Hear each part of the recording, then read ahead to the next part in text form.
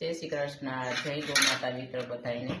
તો હવે છે ને અથાણાની સીઝન ચાલુ થઈ ગઈ છે અને આપણે છે ને અથાણું બની ગયું છે અને આપણે છે ને ઘરની કેરી હતી,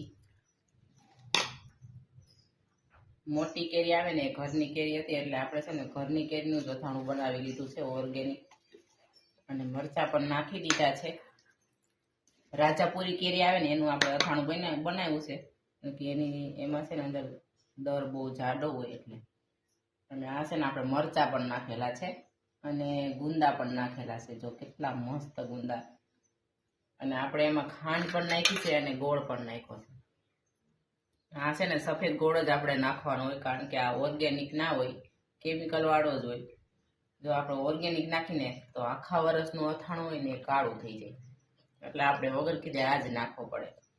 એટલે હાલો મિત્રો, કોમેન્ટ કરજો કોને કોને છે ને અથાણા બની ગયા છે ને જરા કોમેન્ટમાં કહી દેજો કે અમારા અથાણા બની ગયા છે। અમારે તો જો મસ્ત એવું અથાણું બની ગયું છે, ખાટી કેરીનું, ખાટું મીઠું।